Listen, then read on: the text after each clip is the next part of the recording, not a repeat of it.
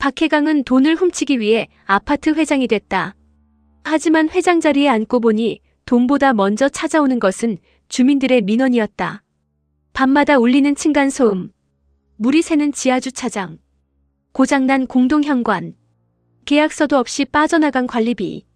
혜강이 회장실에 들어선 지 사흘 만에 책상 위에는 민원 서류가 산처럼 쌓였다. 재길이 서류 한 장을 들었다. 형님, 이건 사람이 할 일이 아닙니다. 회장이 사람이 아니면 누가 해? 형님이요. 혜강이 재길을 노려봤다.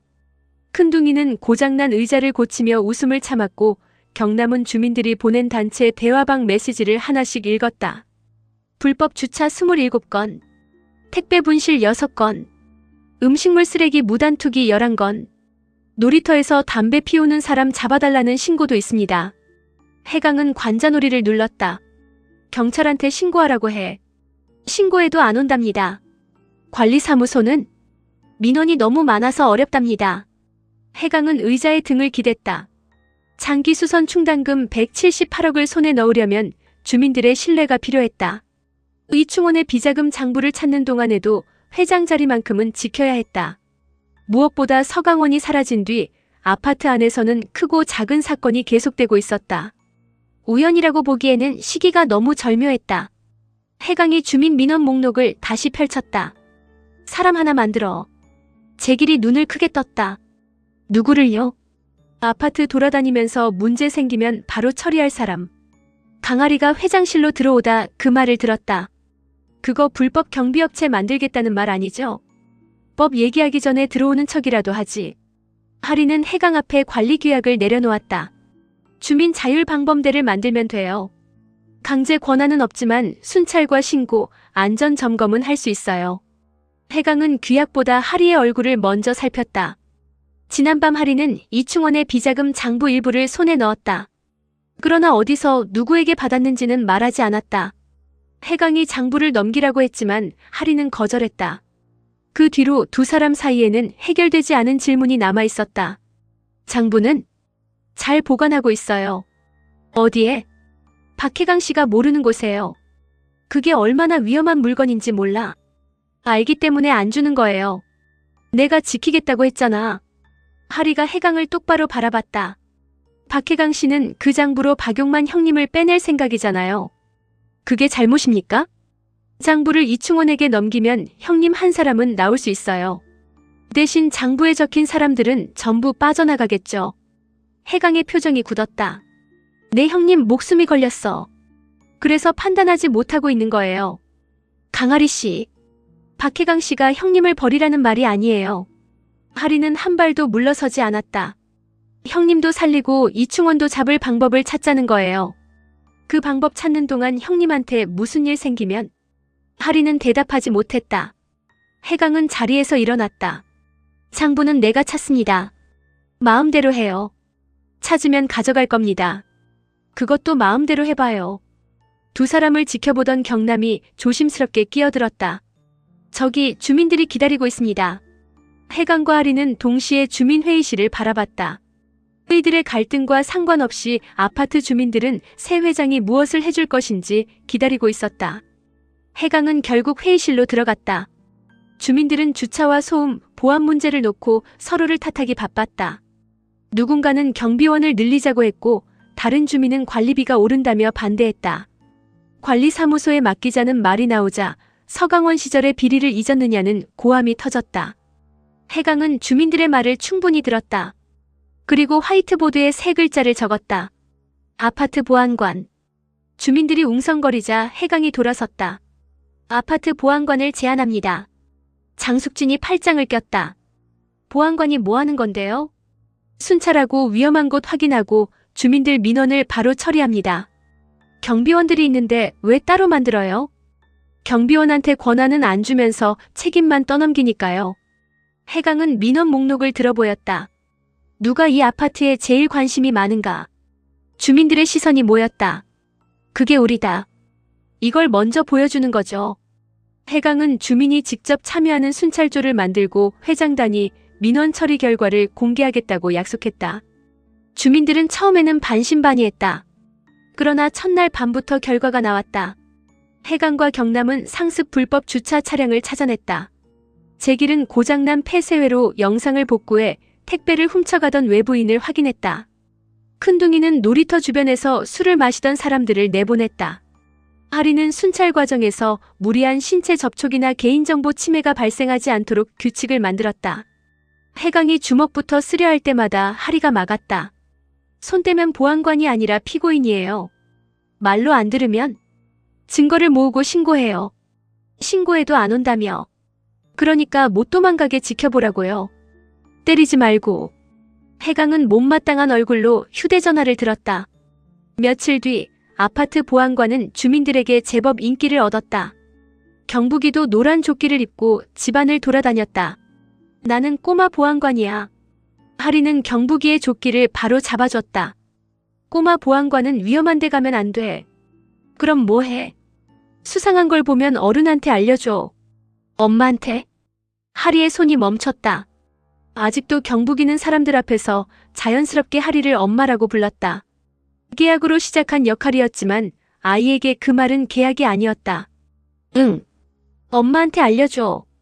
경북이는 밝게 웃으며 유치원 가방을 들었다. 잠시 후 현관 밖에서 아이의 놀란 목소리가 들렸다. 이게 다 뭐야? 하리와 경남이 뛰어나갔다. 복도에는 경북이의 사진이 인쇄된 종이들이 흩어져 있었다. 유치원 이름과 반, 등원 시간이 적혀 있었다. 사진 속 경북이의 얼굴에는 붉은색으로 동그라미가 그려져 있었다. 경남이 종이를 움켜쥐었다. 경북이가 다니는 유치원인데?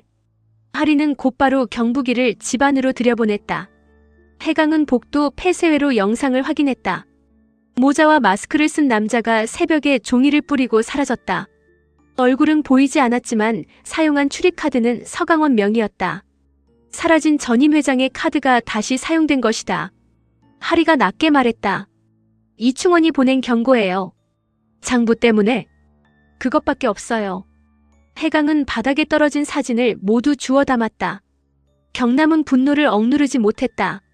형님, 제가 경북이 데리고 다른 데 가겠습니다. 지금 움직이면 따라붙어. 그럼 여기 두고 기다립니까? 유치원도 쉬게 해. 방 안에서 이야기를 듣던 경북이가 나왔다. 나 유치원 안 가? 경남은 아이 앞에서 아무 말도 하지 못했다. 경북이는 아빠와 해강을 번갈아 봤다. 내가 뭐 잘못했어? 하리가 아이의 어깨를 감쌌다. 경북이는 아무 잘못도 안 했어. 그런데 왜 못 가? 해강은 아이의 눈높이에 맞춰 앉았다. 유치원에 고칠 게 생겼어. 뭘 고쳐? 아저씨가 가서 보고 올게. 해강과 하리, 경남은 곧바로 유치원을 찾아갔다. 입구 벽에는 길게 갈라진 균열이 있었다.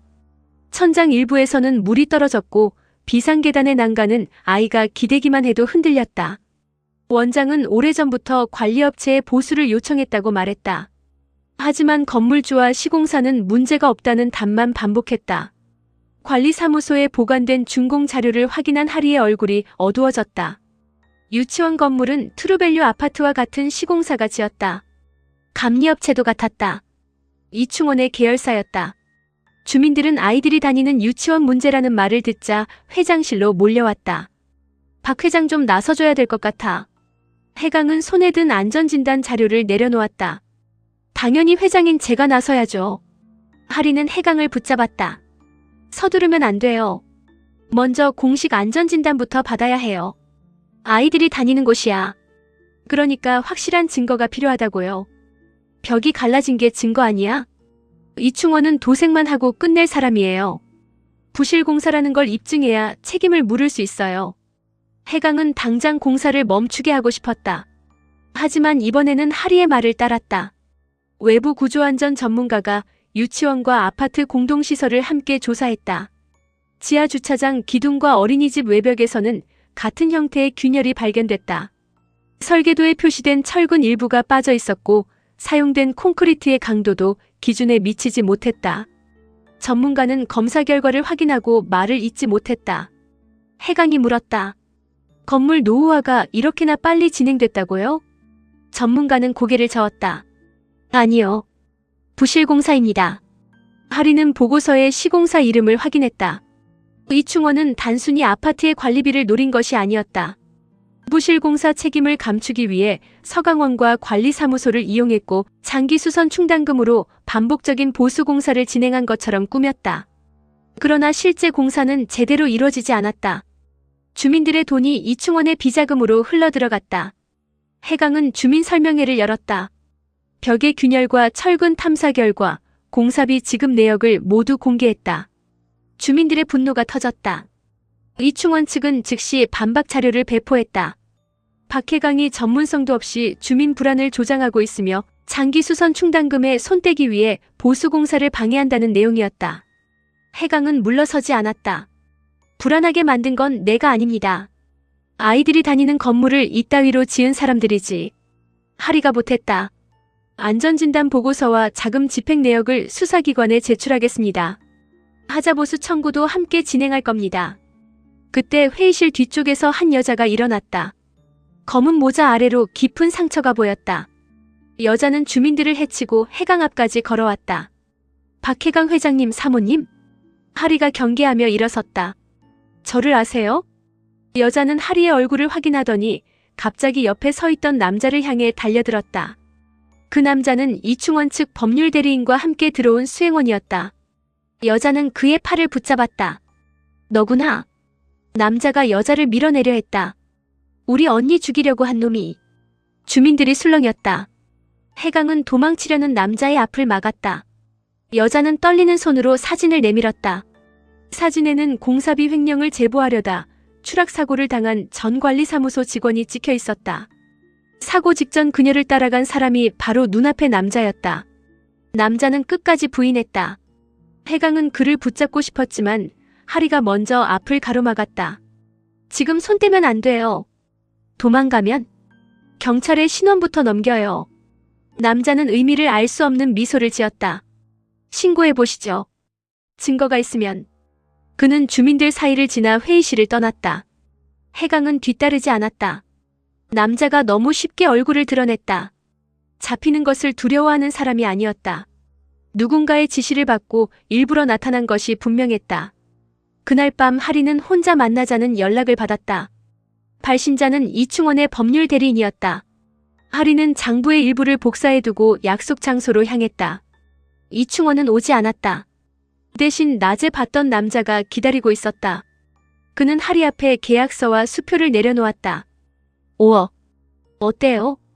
하리는 수표를 보지도 않았다. 무슨 대가죠? 장부를 넘기고 아파트를 떠나는 데가. 싫다면요? 남자는 하리를 바라보며 웃었다. 박해강 와이프 하는 것보다는 페이가 나을 텐데. 나는 박해강 씨 아내가 아니에요. 그건 우리도 압니다. 하리의 눈빛이 흔들렸다. 남자는 가짜 가족계약서 사본을 꺼냈다. 박해강과 하리의 서명, 지급 조건과 역할까지 모두 적혀 있었다. 이게 주민들에게 공개되면 박해강은 회장 자리에서 내려옵니다. 당신들도 부실공사 책임에서 벗어나지 못해요. 그래서 거래하자는 겁니다. 장부를 넘기면 경부기는 건드리지 않습니까? 그건 이충원 대표님이 결정하실 일입니다. 하리는 계약서를 집어들었다. 거래할 줄도 모르는 사람이 왔네요. 뭐라고요? 내가 원하는 조건도 보장하지 못하면서 5억짜리 수표만 들고 왔잖아요. 하리는 수표를 남자의 가슴 쪽으로 밀었다. 이충원 대표에게 직접 오라고 해요. 장부가 정말 당신에게 있을까요? 없다고 생각하면 협박을 그만두든가. 하리는 자리에서 일어났다. 남자는 붙잡지 않았다. 하리가 밖으로 나간 뒤 이충원에게 전화했다. 확실합니다. 장부는 강아리에게 있습니다. 그 시각 박해강은 손대훈에게 불려가 있었다. 손대훈은 박용만의 병보석 심사 서류를 눈앞에 두고도 결제하지 않았다. 형님 꺼내고 싶으면 장부 가져오면 돼요. 해강의 눈빛이 차가워졌다. 장부가 왜 너한테 필요한데? 내 이름도 적혀 있으니까. 이충원한테 바치려고? 살려면 어쩔 수 없잖아. 손대훈이 병보석 서류를 들어보였다. 장부를 가져오면 오늘이라도 내보내드리죠. 못 가져오면? 손대훈은 서류를 찢지 않았다. 대신 박용만의 의료기록 위에 천천히 내려놓았다. 다음 심사까지 버티셔야죠. 해강은 손대훈의 멱살을 잡지 않았다. 그럴수록 상대가 원하는 대로 된다는 것을 알고 있었다. 형님한테 손 떼면 장부는 평생 못 봐. 장부가 박 회장님한테 있습니까? 해강은 대답하지 않았다. 손대우는 그 반응만으로 충분했다. 강아리 씨가 갖고 있군요. 해강의 표정이 굳었다. 손대우는 미소를 지었다. 가짜 아내 때문에 진짜 형님을 잃지는 마십시오. 해강은 곧바로 하리에게 전화했다. 받지 않았다. 두 번째 전화도 연결되지 않았다. 해강이 집에 도착했을 때 하리는 이미 돌아와 있었다. 하리는 소파에 앉아 가짜 가족계약서 사본을 보고 있었다. 이충원 쪽에서 가지고 있었어요. 해강은 계약서를 빼앗듯 들어올렸다. 누굴 만났습니까? 장부를 사겠다는 사람이요. 혼자 갔어요? 네. 미쳤습니까? 경부기를 건드린 사람도 확인해야 했어요. 그러다 잡혀갔으면. 하리도 목소리를 높였다. 나한테 화낼 시간 있으면 계약서가 어디서 유출되는지부터 찾아요. 장부 내놔요. 또 그 얘기예요? 손대훈이 장부를 가져오면 형님을 풀어준답니다. 그 말을 믿어요? 안 믿어도 해야 합니다. 장부를 넘기는 순간 부실공사도 횡령도 전부 묻혀요. 내 형님이 죽을 수도 있어.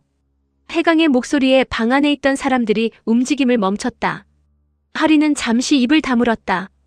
그러나 끝내 고개를 저었다. 못 줘요 저. 해강이 한 걸음 다가갔다. 강아리 씨가 감당할 수 있는 물건 아닙니다. 나한테 넘겨요. 싫어요. 내가 빼앗아야겠습니까? 하리의 눈이 붉어졌다. 그래요.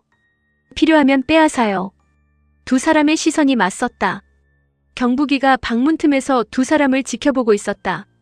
해강은 아이를 발견하고 더는 다가가지 못했다. 하리는 장부를 숨긴 장소를 끝까지 말하지 않았다. 하지만 해강에게는 선택할 시간이 없었다.